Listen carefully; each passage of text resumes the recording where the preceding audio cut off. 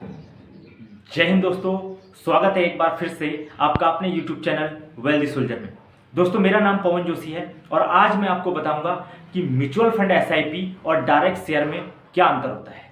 तो इसलिए please video को पूरा अंत तक देखिए और अगर पसंद आए तो शेयर और सब्सक्राइब पक्का इसको कर दीजिए।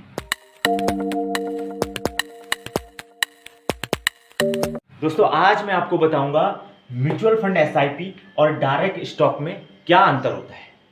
तो म्यूचुअल फंड एसआईपी भी जो है दोस्तों, उसमें जो आज का आपका इन्वेस्टमेंट है वो भी शेयर मार्केट पे ही लगता है और अगर डायरेक्ट स्टॉक में भी आपका पैसा शेयर मार्केट पे ही लगता है। म्यूचुअल फंड एसआईपी में दोस्तों जो आपका इन्वेस्टमेंट है वो एक प्रोफेशनल बंदा, बाजार का एक्सपर्ट बंदा आपके जो इन्वेस्टमेंट है उसको शेयर मार्केट पर लगाता है। उसके बदले में कंपनी हमसे फीस चार्ज करती है।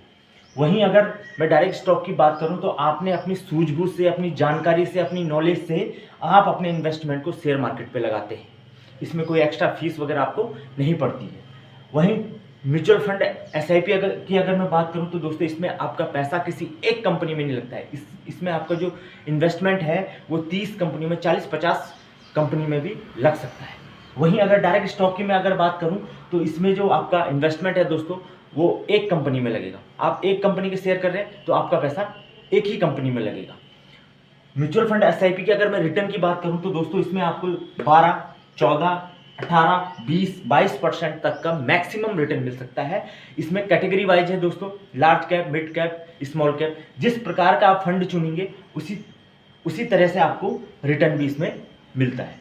और अगर मैं डायरेक्ट शेयर के रिटर्न की बात करूं तो दोस्तों इसमें 40, 50, 60, 70 इवन आपको 100% का भी रिटर्न मिल सकता है अगर आपने अच्छे शेयर पिक कर लिए तो। और अगर आपने अच्छे शेयर पिक नहीं किए, ऐसे ही आपने बिना जानकारी के, बिना सोचे समझे अगर आपने डायरेक्ट शेयर में पैसा लगाया तो आपका पैसा दोस्तों जीरो भी हो सकता है। म्यूचुअल फंड एसआईपी की अगर मैं रिस्क की बात करूं दोस्तों तो इसमें डायरेक्ट शेयर की तुलना में रिस्क बहुत कम होता है। क्योंकि दोस्तों इसमें आप जितना भी अमाउंट इसमें लगाएंगे, चाहे 1000 रुपये लगाएं, चाहे 500 रुपये लगाएं, तो जो आपका इन्वेस्टमेंट है वो 30 कंपनी, 40 कंपनी, 50 कंपनी में भी 50 कंपनी में लगता है।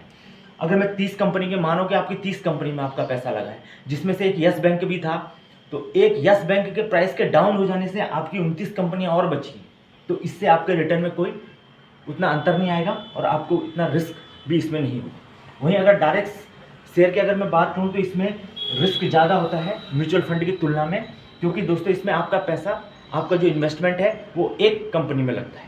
तो उस एक कंपनी का मान लीजिए कि आपका इन्वेस्टमेंट यस बैंक में लगा था और वही अगर यस बैंक का प्राइस डाउन हो गया तो आपका भी जो अमाउंट लगा वो पूरा डाउन हो जाए। तो इसलिए म्यूचुअल फंड एसआईपी की तुलना में डायरेक्ट शेयर में रिस्क ज़्यादा होता है, लेकिन रिटर्न के मामले में डायरेक्ट स्टॉक जो होता है दोस्तों सबसे बेस्ट है। अगर आपको जानकारी है, नॉलेज है कंपनी के बारे में, तो डायरेक्ट स्टॉक से बेहतर कुछ नहीं। तो यहाँ पे मैं आपको एक चीज़ और बता दूं दोस्तों, आप कभी भी एसआईपी, म्यूचुअल फंड और डायरेक्ट स्टॉक में अगर पैसा लगाएं, अपने इन्वेस्टमेंट को करें, तो हमेशा अपने रिस्क प्रोफाइल को देख लीजिए कि आप कितना रिस्क उठा सकते हैं और तभी आप इसमें अपने इन्वेस्टमेंट को करें।